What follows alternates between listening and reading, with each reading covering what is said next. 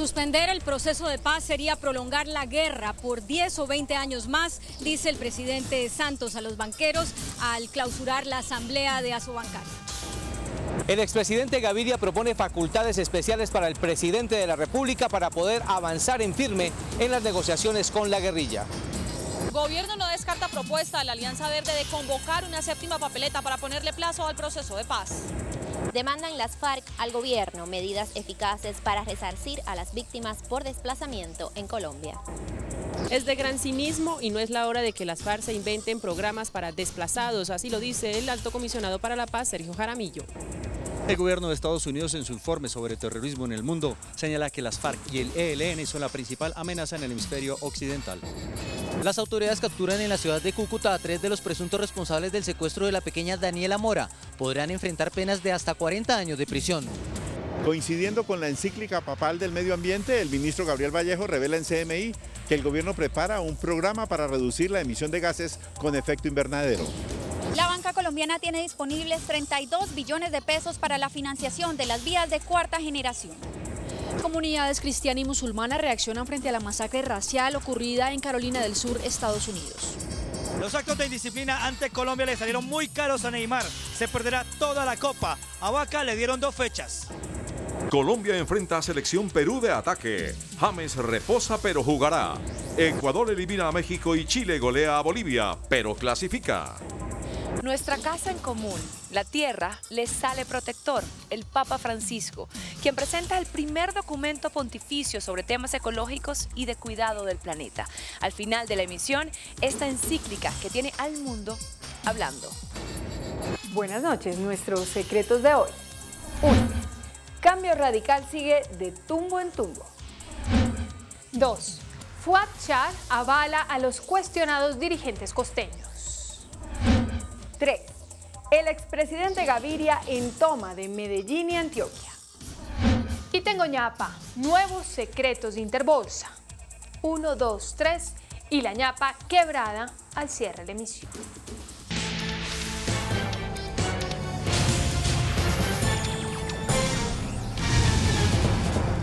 Buenas noches. El presidente Juan Manuel Santos aseguró esta noche que romper los diálogos con la guerrilla significarían 10 o 20 años más de guerra.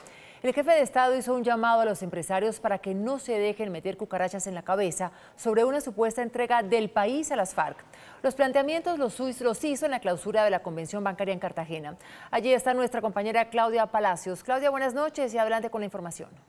María Andrea, Inés María, buenas noches. El presidente Juan Manuel Santos, al clausurar la asamblea número 50 de Asobancaria, dijo que la fuerza pública está preparada para enfrentar a las guerrillas en caso de que el conflicto se prolongue por muchos años más, pero dijo que su preferencia para acabar el conflicto sigue siendo por la vía del diálogo. El presidente Santos le pidió a los banqueros no dejarse confundir por quienes afirman que el gobierno entregó a las FARC el país. Y sáquense de una vez por todas esas cucarachas que algunos han querido sembrar en algunas cabezas sobre una supuesta entrega del país a las FARC o al castrochavismo. Aprovechó la presencia de todos los banqueros para recordar que desde el principio de los diálogos de paz dejó claro que negociaría en medio del conflicto. Desde el comienzo del proceso de paz dijimos que íbamos a dialogar en medio del conflicto.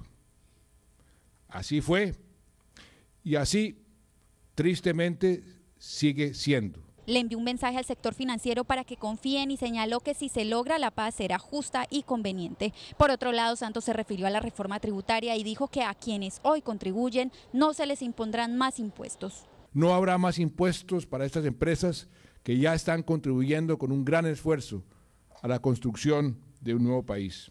Finalmente anunció que se firmó un decreto que autoriza a los fondos de pensiones a entrar en la financiación de las vías de cuarta generación, lo que según el gobierno garantiza la primera y segunda ola de vías. Pues esta puede verse como una muy rápida respuesta al insistente pedido que hicieron esta mañana los banqueros a que el gobierno facilite el uso de los dineros de las pensiones para el financiamiento de las vías 4G. Y a propósito del financiamiento de estas vías, hoy se conoció la oferta o el anuncio de parte del presidente de la Vivienda de poner 8 billones de pesos a la financiación de estos proyectos de infraestructura. ¿Qué más se supo de estos mecanismos de financiación, Lorena? Así es, Claudia, el respaldo fue específicamente del Grupo Aval, el Grupo Bancolombia y Davivienda, que sumados en total tienen disponibles 32 billones de pesos para la financiación de las vías. El Grupo Aval y el Grupo Bancolombia tienen 12 billones de pesos cada uno para el financiamiento de las vías de cuarta generación. A esto hoy se sumó el Banco de Vivienda con 8 billones de pesos más, es decir que hay 32 billones de la Banca Nacional. Hay varias fuentes de financiamiento. Lo de la Banca Nacional será sin duda lo definitivo, pero también los fondos de pensiones han expresado que van a participar. Entre tanto, el presidente de Davivienda y Luis Carlos Sarmiento Angulo reafirmaron su compromiso con el sector de la infraestructura. Van a ser unos recursos más que lo que usualmente se invertía en eso. Pero los recursos existen. La voluntad de la banca es absoluta de colaborar. La mayoría de las veces los constructores ajustan sus proyectos, incorporan ese tipo de rediseño para que los proyectos puedan ser financiables. Vargas Lleras anunció que el próximo 27 de octubre vence el plazo para el cierre financiero de la primera ola de vías de cuarta generación. En la clausura de esta edición número 50 de la Convención Bancaria, el banquero colombiano Luis Carlos Sarmiento Angulo recibió el reconocimiento a la vida y obra en el sector financiero por parte de Asobancaria y con la presencia del presidente Santos. Sin embargo, no todos estos años han sido de color de rosa. En algunos de ellos, unas veces por circunstancias de la economía mundial y otras por la economía nacional, hemos tenido que enfrentar retos importantes, de los cuales venturosamente siempre hemos salido fortalecidos gracias al manejo conservador y ortodoxo de nuestras empresas. Y seguimos con temas de infraestructura porque aquí cayó, por supuesto, con mucha sorpresa el hecho de que en Brasil hubieran sido tomados presos dos presidentes de compañías de las más importantes, no solamente en Brasil, sino del mundo en materia de infraestructura. Uno de ellos es Marcelo Odebrecht, cuya firma tiene proyectos de infraestructura muy importantes aquí en el país. Al respecto se pronunció el vicepresidente Germán Vargas Lleras. Dijo que en caso de que ellos resulten condenados, estos proyectos se pueden cancelar y quedar estas empresas inhabilitadas para volver a contratar con el Estado colombiano. La policía brasileña capturó a los presidentes de las constructoras Andrade Gutiérrez y Odebrecht, dos de las más importantes firmas de ese país, por su supuesta participación en una red de corrupción centrada en la estatal Petrobras, que se habría apropiado ilegalmente de 2.000 millones de dólares. Según las autoridades de Brasil, las empresas obtenían contratos con Petrobras, inflaman los valores y las diferencias eran repartidas entre los directivos de las empresas y sectores políticos. Odebrecht en Colombia tiene a su cargo recuperar la navegabilidad del río Magdalena, una obra que requiere inversiones por 2,3 billones de pesos. Asimismo, es el socio del consorcio responsable de la Ruta del Sol 2, de 3,6 billones de pesos. El vicepresidente de la República habló de las consecuencias en Colombia y la ministra de Transporte de cómo avanzan estas obras. Cualquier condena internacional en materia de soborno inhabilitará a una firma por 20 años para contratar en nuestro país. Días antes se conoció que en Colombia le fue adjudicada la firma ecuatoriana Hidalgo e Hidalgo, que también enfrenta un escándalo de corrupción en Panamá, la construcción de la vía que comunicará a Popayán con Santander de Quilichao en el Cauca y se alista para más proyectos. Esto causó cuestionamientos en el país. El vicepresidente dijo que antes de suscribir cualquier contrato con Hidalgo e Hidalgo, se realizará una profunda investigación para garantizar la transparencia de los contratos en Colombia. Pues estas son las muchas noticias generadas aquí en la asamblea número 50 de Asobancaria, en donde los banqueros a nivel individual, pero también en cabeza de su director Santiago Castro, le pidieron al gobierno que la próxima reforma tributaria que está por venir sea realmente eficiente, progresiva y que elimine de una vez por todas la incertidumbre financiera que hace incertidumbre tributaria que hace que incluso muchas empresas estén en la sombra. Aplaudieron y felicitaron al gobierno por muchas iniciativas, lo respaldaron en el proceso de paz, también se quejaron por otras. Dice, por ejemplo, Santiago Castro que para el 2018 ni siquiera el 5% de los colegios públicos brindarán educación financiera a sus estudiantes y considera que eso es malo para el desarrollo del país. Volvemos con ustedes a Bogotá. Les habló Claudia Palacios desde Cartagena. Claudia, gracias y muy buenas noches. Y desde Medellín, el expresidente César Gaviria pidió hoy que se le concedan facultades especiales al presidente Juan Manuel Santos para el manejo de temas de paz. Como lo ve el expresidente Gaviria, al gobierno le faltan facultades para negociar la paz con la guerrilla. El gobierno no puede aplicar la justicia transicional a los no combatientes. Hay unas características de la justicia transicional a los militares que posiblemente sean difícil manejarlas dentro del marco jurídico para la paz. El gobierno tampoco tiene capacidad para poner en marcha las representaciones regionales especiales y eso necesita una autorización de orden constitucional. La creación de la Comisión de la Verdad hay que darle una base legal que hoy no la tiene.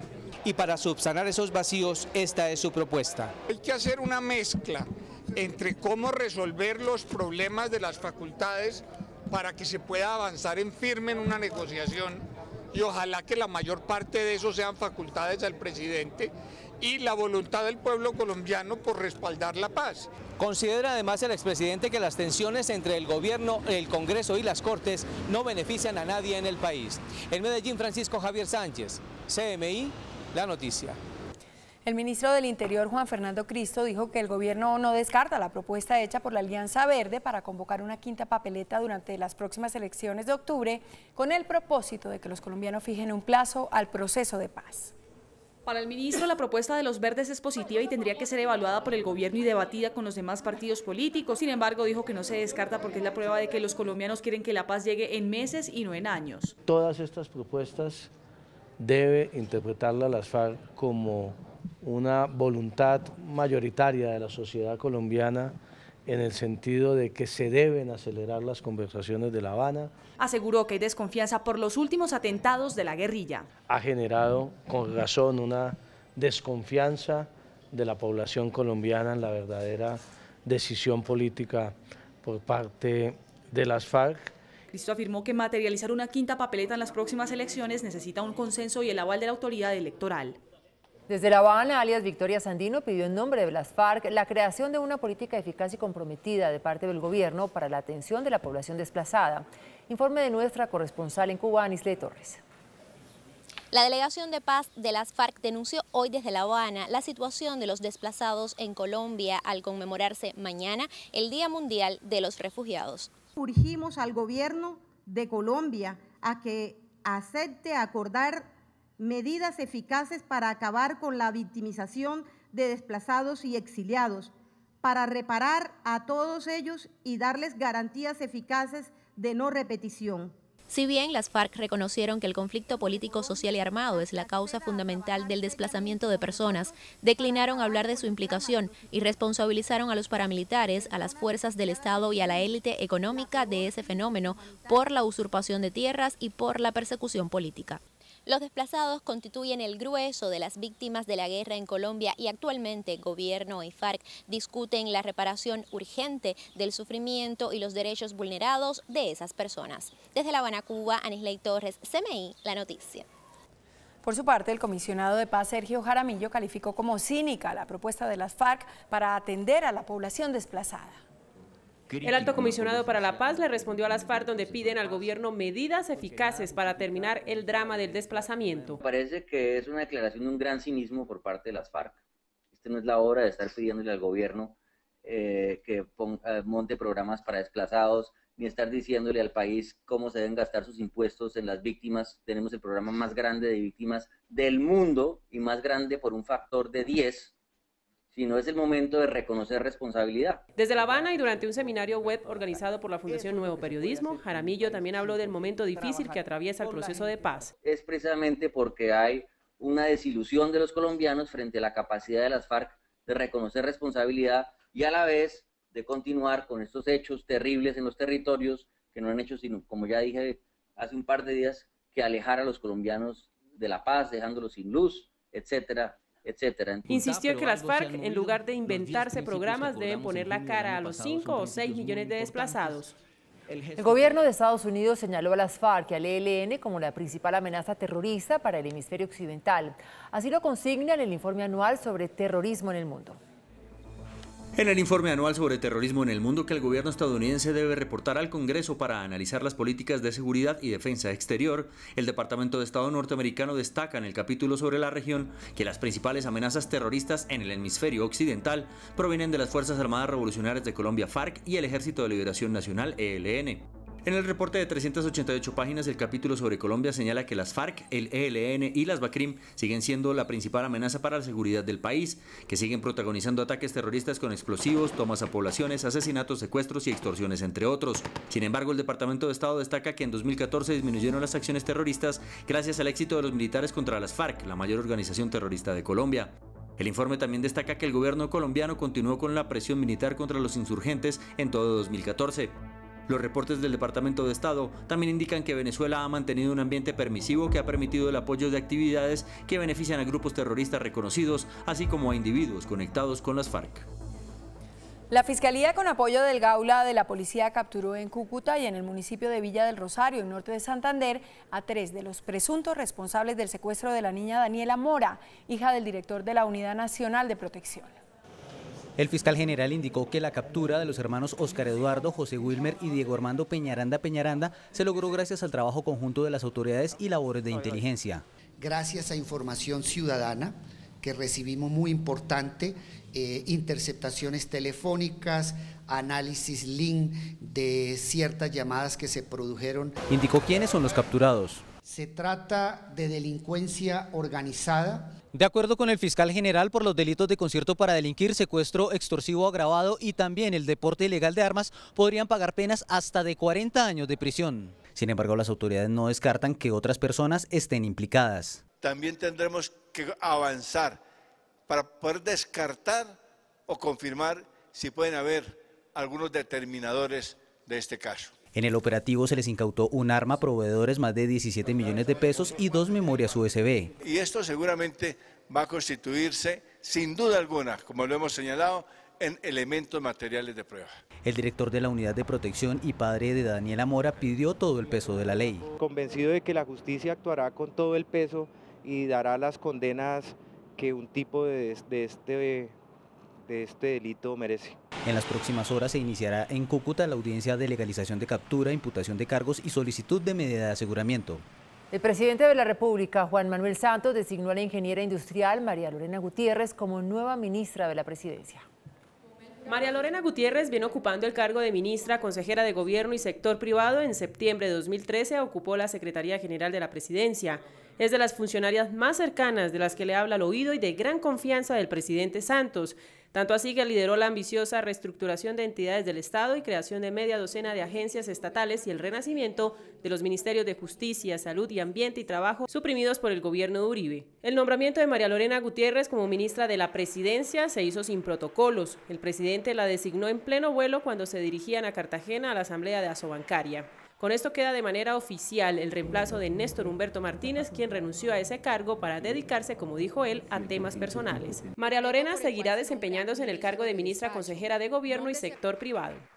El gobierno colombiano prepara medidas para reducir la emisión de gases con efecto invernadero. Anunció esta noche a CMI el ministro de Ambiente y Desarrollo Sostenible, Gabriel Vallejo, al comentar la encíclica del Papa Francisco, quien pidió a la humanidad una conversión ecológica.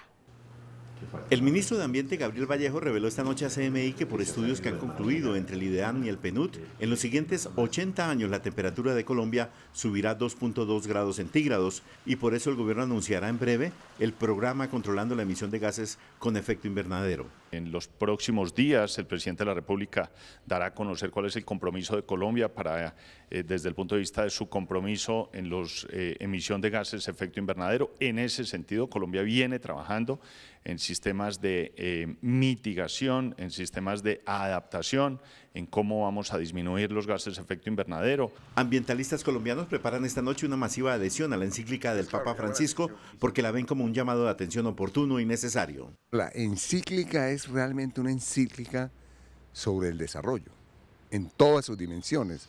La encíclica contiene reflexiones y llamados sobre la cultura, sobre la política, sobre la economía, sobre el medio ambiente, en fin, sobre todos los aspectos imaginables. Me gusta muchísimo la encíclica, me gusta mucho que sea por el Papa, porque el Papa tiene credibilidad.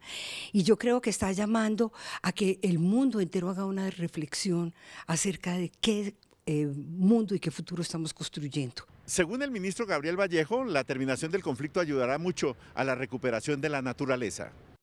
Por su parte, el exalcalde Enrique Peñalosa destacó la encíclica del Papa Francisco y señaló que en el documento el sumo pontífice critica la falta de integración y el aislamiento de grupos privilegiados en las zonas urbanas. Para Enrique Peñalosa, la encíclica del Papa Francisco trae argumentos morales para actuar frente al cambio climático, donde invita a vivir de una manera menos materialista. En cuanto al diseño urbano, por ejemplo, él critica esos conjuntos cerrados donde los ciudadanos de ingresos altos se aíslan, se separan del resto de la sociedad, que quedan lejos, son imposibles de atender con transporte masivo. La organización ambientalista WWF en Colombia, al celebrar este llamado del Santo Padre, asegura que esto demuestra que este tema del cambio climático no es solo ambiental, sino político, económico, moral y social, en el que todos somos responsables. Muchos líderes muy importantes están mostrando que tenemos que hacer un cambio, que el cambio tiene que ser ahora y que tenemos que tener un compromiso con el ambiente. La WWF, la mayor organización ambientalista, espera que el 2015 sea el año de decisiones concretas, justas y de largo alcance, el año en el que nadie pueda evadir la acción. Las comunidades cristiana y musulmana en Colombia reaccionaron con preocupación frente a la masacre racial ocurrida en Charleston, Carolina del Sur, en Estados Unidos. En el hecho, un joven blanco asesinó a 9 personas de raza negra dentro de una iglesia cristiana. Cuando la población está conmocionada por la masacre a 9 personas negras perpetrada por un joven blanco en Charleston, Carolina del Sur, Estados Unidos, la comunidad cristiana en Colombia reaccionó frente al tema.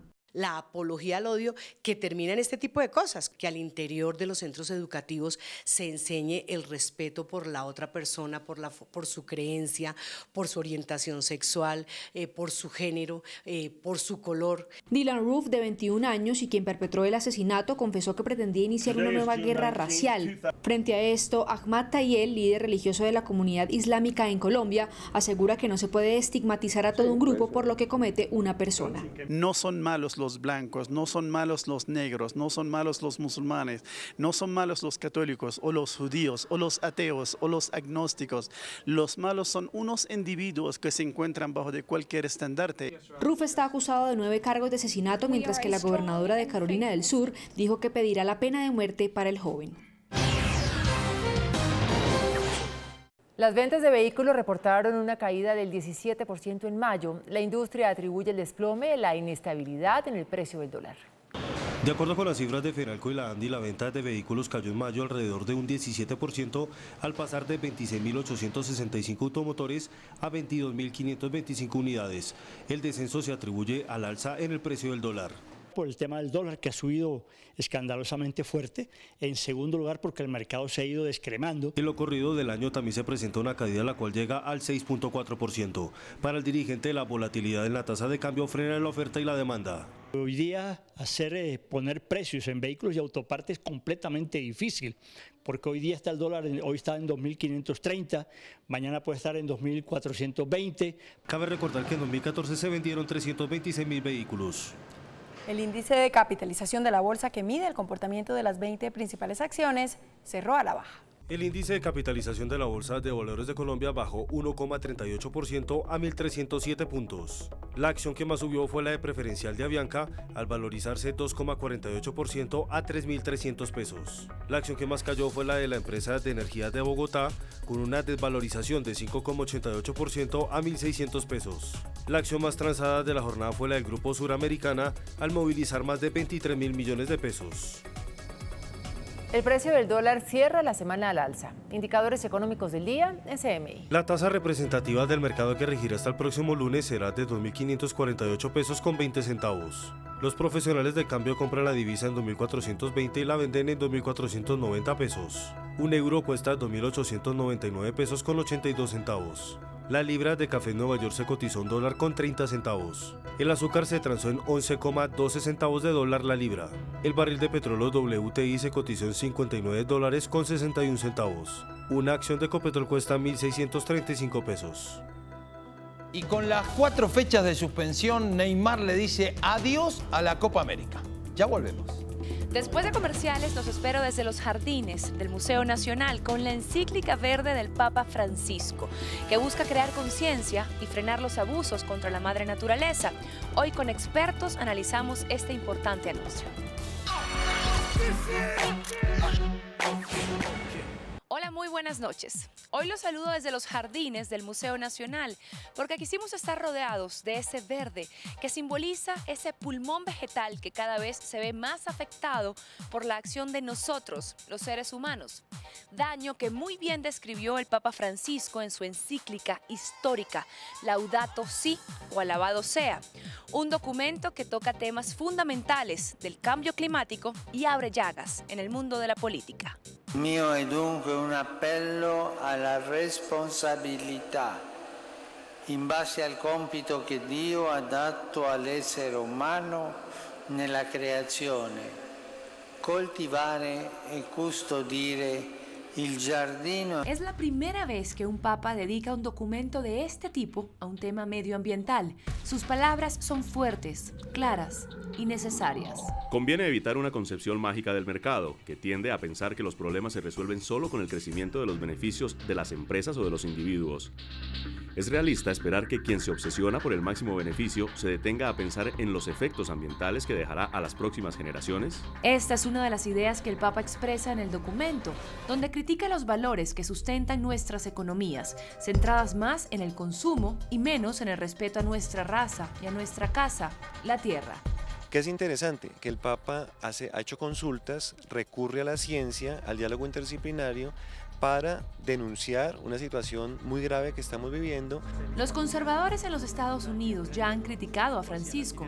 No son cómodos sus comentarios para aquellos que niegan la relación entre el cambio climático y la actividad humana. Creo que es una reflexión sobre todo para un país como Colombia, que estamos además parados en lo que uno podría llamar un paraíso ambiental. ¿Hacia dónde va Colombia en su modelo de desarrollo económico? ¿Es el petróleo? ¿Es la minería? ¿Nuestro futuro sostenible? En Santa Marta es evidente el cambio. Se ve el cambio del mar, se ve la temperatura, se ve el ambiente. No es lo mismo a lo que era Santa Marta hace algunos años. La temperatura está supremamente fuerte, insoportable. Y veo que el mar ha cambiado muchísimo, está demasiadamente oscuro, muy feo. La encíclica sale a la luz a 5 meses de la Conferencia de Naciones Unidas sobre el Cambio Climático, que se realizará en París y donde se espera llegar a un acuerdo que sustituya el protocolo de Kioto. A Medellín han llegado Iron Man, Hulk, los Transformers y los principales superhéroes de las historietas animadas. Ellos hacen parte de la convención Comic Con Colombia, con lo más destacado del mundo del entretenimiento. Largas y tempraneras filas confirman el entusiasmo por un encuentro frente a frente con el hombre increíble, con Iron Man, con Optimus, el titán de los Transformers, héroes y villanos convidados al Comic Con versión Colombia. Este año es la tercera edición y ha tenido muy buena aceptación. Tenemos artistas internacionales de Marvel, de Star Wars, de DC Comics. Tenemos las principales industrias del entretenimiento en el mundo. Pero entre tanto personaje de la imaginación, hay otros de carne y hueso, como Milton, que a punta de dibujos y creatividad espera un lugar entre los mejores del mundo. Lo bueno de estos eventos es que se abran los espacios a artistas locales como nosotros. Comic Con no está aquí porque haya llegado en el carro del futuro. Lo trajo Plaza Mayor de Medellín. Es un impulso a las industrias creativas y a las industrias culturales y la ciudad de Medellín. Desde hoy y hasta el próximo domingo, Medellín será, como dicen en el universo de los cómics, el Salón de la Justicia. Hoy me despido desde los hermosos jardines del Museo Nacional, deseándoles que tengan un muy buen fin de semana. Nosotros nos vemos el lunes. Chao. Después de la pausa, nuestros secretos de hoy. 1. Cambio Radical sigue de tumbo en tumbo. 2. Fuad Char avala a los cuestionados dirigentes costeños. 3. El expresidente Gaviria en toma de Medellín y Antioquia. Y tengo ñapa, nuevos secretos de Interbolsa. 1, 2, 3 y la ñapa quebrada después de comerciales. Nuestros secretos de hoy. 1. Dirigentes de Cambio Radical denuncian lo que llaman maturranga de otros dirigentes del mismo partido por el aval para la alcaldía de Valledupar. El lío es que Fuad Char, jefe de Cambio Radical en la costa, le otorgó a Augusto Tuto Ujía aval para la alcaldía de Valledupar. El mismo Char revocó el aval y dirigentes de Cambio denuncian que lo hizo por supuestas presiones de la familia Matos de Valledupar, del alcalde Socarrás y de otros dirigentes de Cambio. Esto no lo digo yo, lo dice el mismo Tuto y lo respalda Ape Cuello, representante conservador a la Cámara y quien también avalaba esa candidatura. Además, según Cuello, desconocieron la credencial de Cambio Radical en el Cesar en cabeza de Eloy Chichi Quintero, representante a la Cámara. Al conocido Chichi Quintero lo llamaron para avalar, pero no para revocar. El argumento, según Ape Cuello, para revocarlo, es que lo apoya el sector conservador amigo de Mauricio Cárdenas, el Minhacienda, con quien está en choque el vice Vargas. Decidieron otorgarle el aval a Jaime González, candidato del alcalde y de las familias Matos y Araujo. Los problemas de Cambio van a seguir. 2. Cambio Radical les otorgó hoy los avales a los cuestionados candidatos a las gobernaciones de Magdalena y Córdoba. Fuad Char entregó hoy los avales a Rosa Cotes, candidata a la gobernación del Magdalena, y Carlos Gómez para Córdoba. Los dos hicieron parte de las candidaturas que cuestionaba Carlos Fernando Galán, quien en protesta porque Fuad Char insistió en apoyarlos, renunció. Char personalmente había entregado también el aval a la heredera política de Kiko Gómez para la gobernación de La Guajira, la señora Oneida Pinto. Hoy, y a pesar de las críticas de algunos, Char impuso su criterio.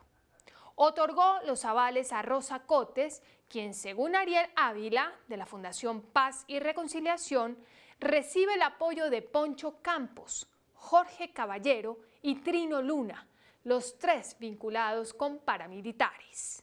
Ella es tía del actual gobernador Luis Miguel Cotes y es la esposa de José Francisco Zúñiga, exalcalde de Santa Marta y condenado por recibir apoyos de los paramilitares. Char también le entregó el aval a Carlos Gómez, quien tendría el apoyo del actual gobernador de Córdoba, Alejandro Lyons, de quien fue su secretario. A Gómez también la fundación de Ariel Ávila lo incluye en la lista de cuestionados candidatos. No se sabe si le consultó su decisión a Rodrigo Lara, el nuevo director de Cambio. Donde manda Fuad, no manda marinero. 3. El expresidente César Gaviria inició hoy la que el liberalismo llama campaña por Medellín y Antioquia. Esta mañana se reunió con el exalcalde de Medellín, Luis Pérez, hoy candidato a la gobernación de Antioquia. Pérez gana en todas las encuestas por el amplio apoyo que tiene en los estratos de clases populares. Las altas esferas sociales no lo quieren, pero no tienen candidato. La exparlamentaria Liliana Rendón, candidata del Centro Democrático, es la segunda en favoritismo, pero muy distante de Pérez. Liliana se hizo famosa cuando en una entrevista en Pregunta a Yamil, al reaccionar sobre los golpes del Bolillo Gómez a una amiga, respondió así. Si mi marido, como es de madre becasca, yo me la gané, porque es que esa es una madre, no hace milagros de pereza. No, seguro. El día que Jairo vive, algo tienen que investigar. No pueden decirle en Leonisa, ahí, renuncia porque usted le pegó a Liliana. No, que me pregunten a mí, porque le cuento que si me pegó fue porque yo me la gané. Y no me la gané porque yo acepte que me pegue, sino que tuve que haberlo jodido mucho. El llamado fajardismo de Medellín acusa a Pérez de malos manejos. Los dirigentes liberales responden que esos cargos son políticos y que no hay una sola denuncia contra Pérez. Y no puede haberla, dicen, porque no se apropió jamás de un centavo público. En cuanto a la alcaldía, la lucha es del liberalismo con el fajardismo. El Partido Liberal confía vencer con el nombre de Eugenio Prieto, quien renunció a su curul como senador para poder aspirar a la alcaldía. El fajardismo tiene a Alonso Salazar, quien ya ocupó esa posición con éxito. La mínima posibilidad de que el uribismo gane gobernación o alcaldía confirma el fenómeno político del expresidente. La fuerza de su movimiento es él. Tengo ñapa. Nuevas revelaciones por el caso de Interbolsa. Luego de que el expresidente de Interbolsa, Rodrigo Jaramillo, se declarara culpable por los delitos de administración desleal y manipulación fraudulenta de especies, por los que podría pagar una condena de 8 años de prisión, Las autoridades procedieron a ordenar un inventario del proceso de liquidación de la que fue la más poderosa comisionista de bolsa. Lo que encontraron es dramático. La radiografía deja al descubierto un millonario faltante para cubrir las enormes deudas que deja la quiebra Interbolsa.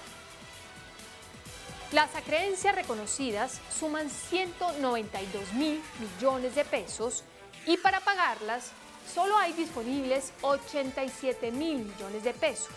Es decir, faltan 105.000 millones de pesos. Pero hay más. Las deudas irrecuperables suman 93.400 millones de pesos. Entre los morosos se encuentran las firmas PayPay Investment e Invertácticas y el empresario Alessandro Corridori, quien según los registros tiene una deuda de 8.400 millones. Como quien dice, esa platica voló, voló y voló. Se perdió. Hasta el lunes, que descanse. Estos son los ganadores del programa Pregunta Yamil.